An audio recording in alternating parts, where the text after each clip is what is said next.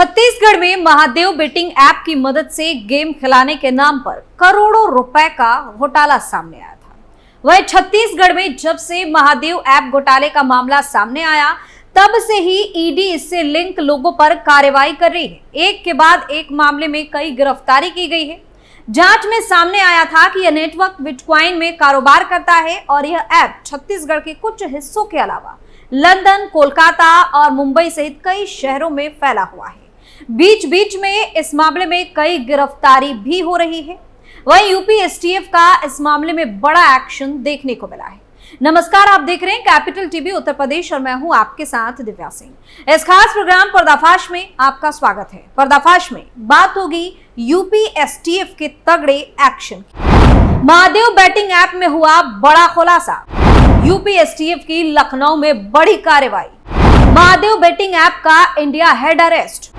STF की पूछताछ में हुआ चौंकाने वाला खुलासा। महादेव बेटिंग ऐप से अरबों रुपए की ठगी करने वाले 2 आरोपियों को यूपी एसटीएफ ने गिरफ्तार करने में सफलता हासिल की है। देवरिया के रहने वाले दोनों आरोपियों को लखनऊ से गिरफ्तार किया गया है।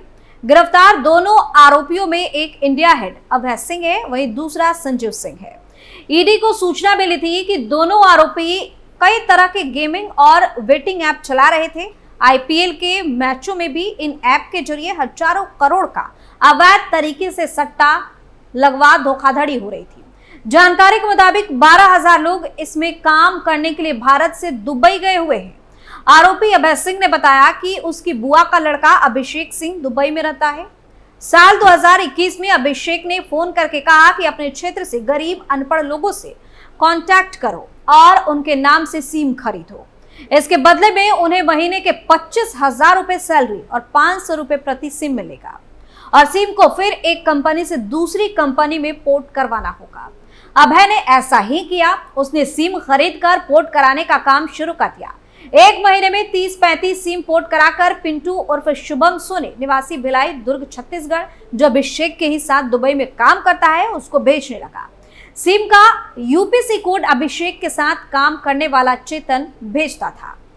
वहीं अभय ने एसटीएफ को बताया कि उसे इस काम के बदले पहली सैलरी 75,000 रुपए मिली। इसके बाद उसे कॉर्पोरेट सिम खरीदने का काम दिया गया। फर्जी दस्तावेज से कंपनियों के नाम पर इन सिम को रजिस्टर किया गया। इसमें चेतन भी कुछ कंपनी के दस्तावेज और फर्जी आधार कार्ड भेजता था। इन सिम के एक्टिवेशन पर 2,000 रुपए का कमीशन मिलता था। पिंटू इन सब का सुपरविजन करता था। महीने में 150 से 200 सिम एक्टिवेट कराकर पिंटू दुबई भेजने लगा। फरवरी 2024 से कॉर्पोरेट सिम लेने पर कंपनी के साथ साथ कर्मचारी के नाम का भी केवाईसी होने लगा, जो लिंक के माध्यम से होती है। इस दौरान आरोपियों ने एक व्यक्ति के नाम पर 5 से 6 सिम खरीद ली। गोरखपुर, वाराणसी, प्रयागराज, जयपुर, पुणे, मुंबई, ओडिशा आदि जगहों से फर्जी तरीके से सिम पोर्ट और एक्टिवेट कराए गए। आरोपी ने एसटीएफ की पूछताछ में बताया कि 12,000 कर्मचारी भारत से दुबई गए हैं, जो गेमिंग ऐप के bank account, WhatsApp, Telegram account और अन्य सर्विस देखते हैं। इसका प्रमोशन और मार्केटिंग भी विभिन्न कंपनी के माध्यम से किया जाता है। वहीं गिरफ्तार किए गए दूसरे आरोपी ने कहा कि अभय के कहने पर अपने नाम से कंपनी रजिस्टर कराई थी। पुलिस ने बताया कि ठगी के लिए बने व्हाट्सएप और टेलीग्राम ग्रुप में 32 फर्जी कंपनियों के नाम से सिम का इस्तेमाल किया गया है। इस दौरान आरोपियों ने 32 फर्जी कंपनियों के नाम पर 4,000 सिम पोर्ट कराकर दुबई भेजा। पुलिस ने आरोपियों के पास से 264 सिम कार्ड बरामद किए। वहीं 2 दिन पहले ही महादेव ऑनलाइन गेमिंग और सट्टेबाजी एप्लीकेशन के कथित अवैध संचालन के सिलसिले में 2 लोगों को गिरफ्तार किया गया था। इसमें कथित तौर पर वरिष्ठ राजनेता और राज्य के नौकरशाह शामिल थे। यह जानकारी छत्तीसगढ़ के भ्रष्टाचार निरोधक ब्यूरो यानी कि एसीबी और आर्थिक अपराध शाखा यानी कि ईओडब्ल्यू ने दी है। एसीबी ईओडब्ल्यू ने एक बयान में कहा कि आरोपी राहुल वक्ते दिल्ली में था, जबकि उसका सह आरोपी रितेश यादव को गोवा से गिरफ्तार किया गया। एजेंसी को 4 मार्च को ईडी द्वारा सौंपी गई एक रिपोर्ट के आधार पर मामला दर्ज करने के बाद गिरफ्तारी में सफलता हासिल हुई। बता दें कि ईडी करीब 1 साल से इस घोटाले में मनी लॉन्ड्रिंग के पहलू की जांच कर रही है। अधिकारियों ने बताया कि दोनों आरोपियों को रायपुर की एक अदालत में पेश किया गया।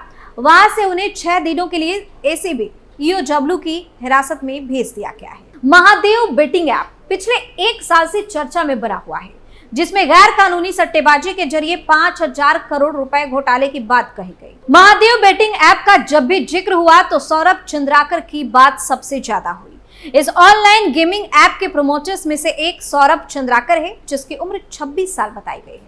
महादेव बेटिंग ऐप के दूसरे प्रमोटर का नाम रवि उप्पल है। सौरभ और रवि ने मिलकर लोगों को 5,000 करोड़ रुपए का चूना लगाया। सबसे ज्यादा हैरानी की बात यह है कि कुछ साल पहले तक सौरभ कपड़े की दुकान में काम किया करता था, लेकिन सट्टेबाजी की उसकी लत ने उसे ऐसा घपलेबाज बना दिया जो चर्चा का विषय बन गया। कहा गया कि महादेव ऐप के पीछे सौरभ का ही दिमाग था। मीडिया रिपोर्ट के मुताबिक सौरभ चंद्राकर के पिता भिलाई नगर निगम में ग्रेड 4 कर्मचारी थे। परिवार की आर्थिक हालत ज्यादा ठीक नहीं थी। पूरा परिवार एक टूटे हुए घर में रहता था। 12वीं तक पढ़ाई करने के बाद 2014 में 17 साल की उम्र में ही उसने काम करने की शुरुआत कर दी। वह भिलाई के आकाश गंगा नाम के बिल्डिंग में एक कपड़े की दुकान में काम करने लगा। उसे 12 से 14 हजार रुपए महीने की सैलरी मिलती। सौरभ को शुरू से ही जुए की लत थी। वह मोबाइल पर सट्टेबाजी किया करता था। जिस बिल्डिंग में सौरभ काम करता था वो सट्टेबाजी के लिए बदनाम थी। यहाँ ढेरों सट्टेबाज पहुंचते थे। कहा जाता है कि यहीं पर वह अवैध सट्टेबाजी के ग्रुप में शामिल हो गया।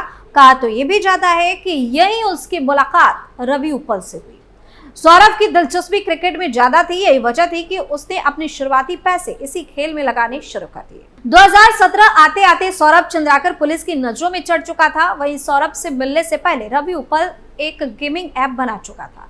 2018 में चंद्राकर ने इस गेम में दिलचस्पी दिखाई और फिर दोनों साथ आ गए। दोनों ने मिलकर एक नेटवर्क बनाया और फिर कुछ महीनों में भिलाई में एक जूस फैक्ट्री खोली। 2021 में पुलिस भिलाई के तालपुरी इंटरनेशनल कॉलोनी में जांच के लिए पहुंची थी।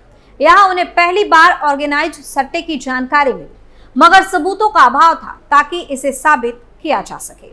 पुलिस ने बताया कि हमें छापेमारी के दौरान कंप्यूटर्स मिले थे जो कहीं बाहर से ऑपरेट हो रहे थे।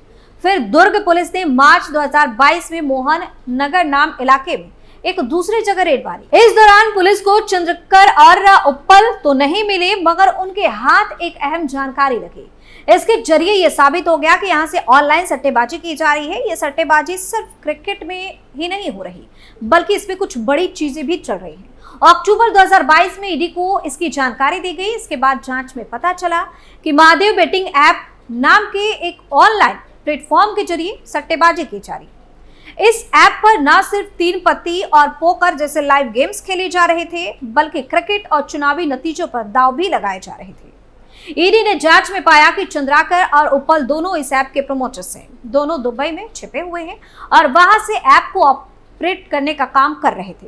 ईडी की जांच में पता चला कि आरोपी अलग अलग वेबसाइट पर कॉन्टैक्ट नंबरों का विज्ञापन दिया करते थे। लोगों को लालच दिया जाता था कि अगर वह इस नंबर से संपर्क करेंगे तो उन्हें मुनाफा होगा। अगर किसी को दिलचस्पी होती थी तो उसे सट्टेबाजी वाली वेबसाइट पर भेजा जाता था।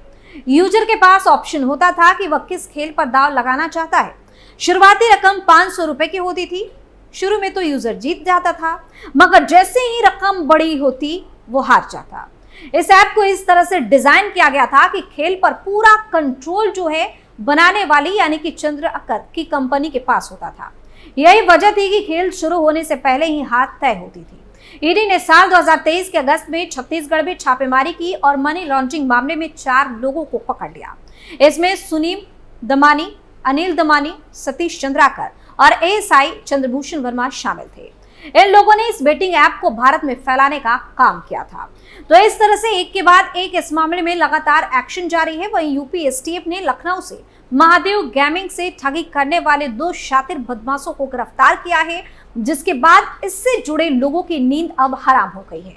पर्दाफाश में फिलहाल के लिए इतना ही। नए मुद्दे के साथ फिर से पेश होंगे। तब तक के लिए आप देखते रहिए कैपिटल टीवी उत्तर प्रदेश। नमस्कार।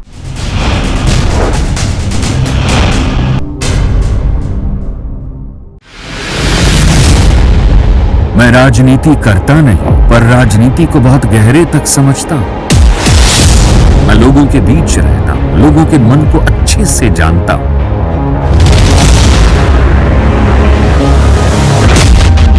पब्लिक और पॉलिटिक्स की हर नक्श को खूब पहचानता हूं।